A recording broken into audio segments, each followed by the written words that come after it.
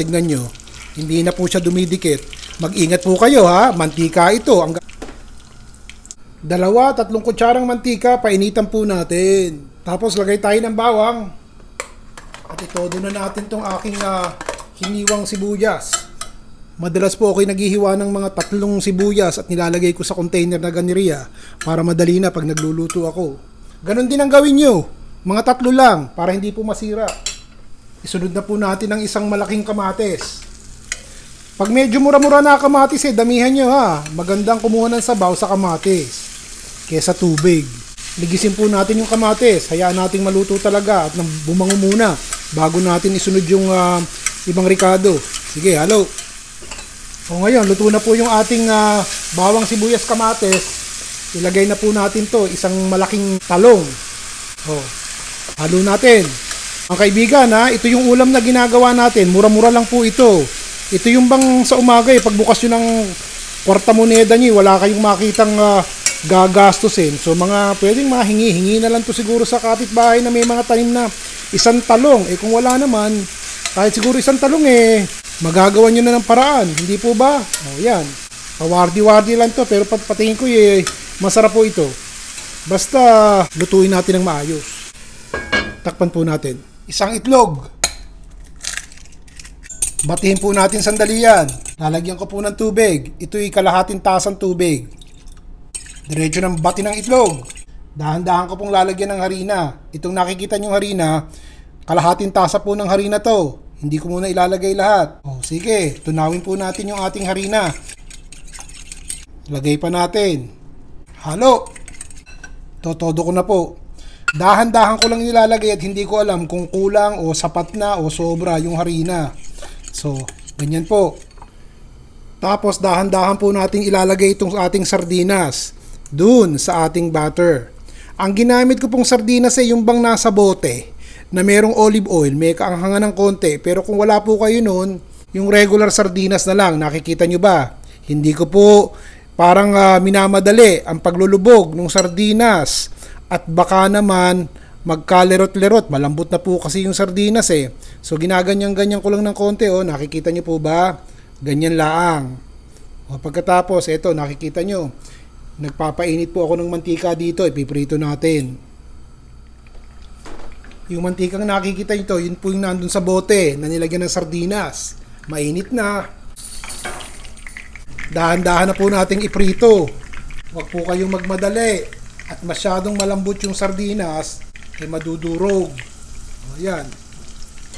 Durog na nga yung iba Kung yung sardinas sa lata ang gagamitin nyo, palagay ko 2 lata po ang gagamitin nyo. Magkano po ba ang isang lata ng sardinas sa atin? Yung mura-mura na lang O tignan nyo, pagkatapos ng ilang minuto, buong-buo na siya Inaalog-alog ko sa maliit na kawali hindi na kumikibo. Maya-maya yan, talagang mapula at tostado na. Babalik ta rin po natin. Mga 2 minuto, 3 minuto, tignan nyo. Hindi na po siya dumidikit. Mag-ingat po kayo mantika ito. Ang gagawin ko po, ibabaliktad ko. Gumamit na ako ng 2 syanse at baka naman ako mapaknot. Ayan. Napakaganda. Ganyan ang gagawin nyo para mapahaba nyo yung sardinas nyo.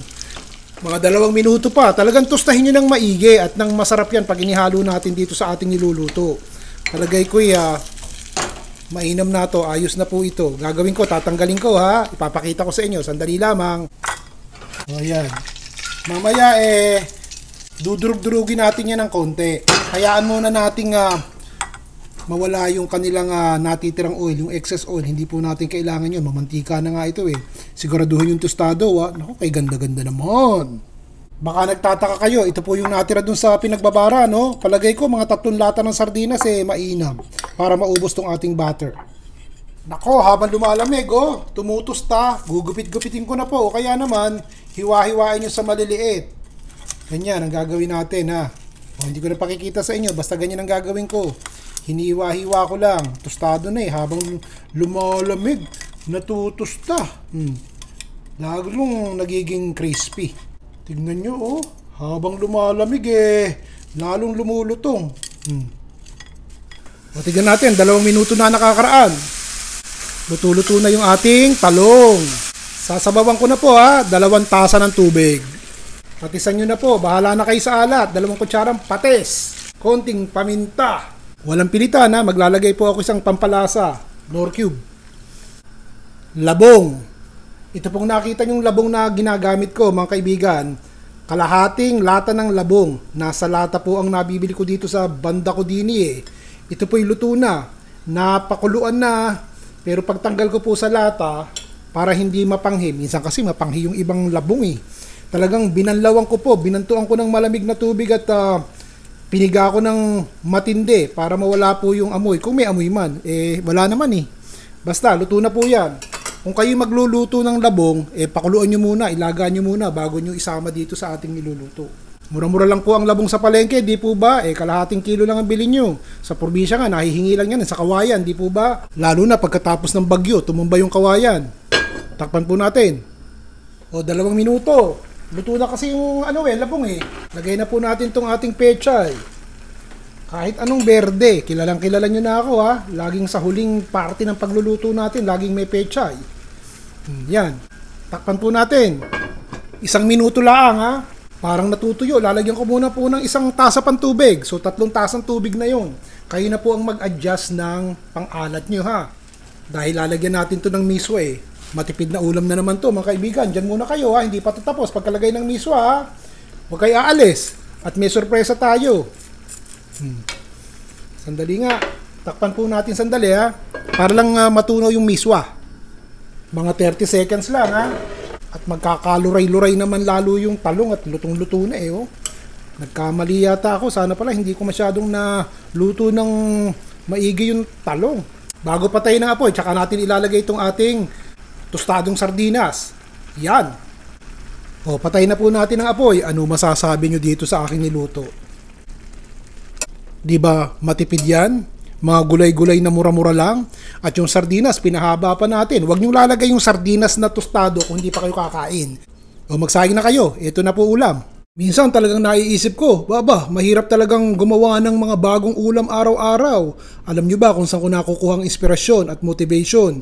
Sa mga isinusulat nyo po dito kung anong palagay nyo sa mga ulam na ibinabahagi ko sa inyo. So wag po kayong magsasawa. Mga simpleng ulam, Ricardo, napakadaling hanapin. Kayo na po ang magpalit kung hindi kaya ng budget nyo sa araw-araw ang mga ibang rikadong aking inilalahok dito sa ulam. Pero palagay ko naman itong ulam na ibinabahagi ko sa inyo pasok na pasok sa pang-araw-araw na gastos. Ano sa tingin nyo? Isulat nyo po sa baba. Basta wag nyo pong titigilan ng kasusulat dito sa comment section. At nang mabasa ko, at yun po ang nagbibigay sa akin ng mga ideas ko ano lulutuin. At kung doon naman sa mga kaibigan natin na hindi nagustuhan, uulitin ko po sa susunod. At nang magkausto at nang magustuhan nyo. Ayos po ba? Si Ron Bilaro.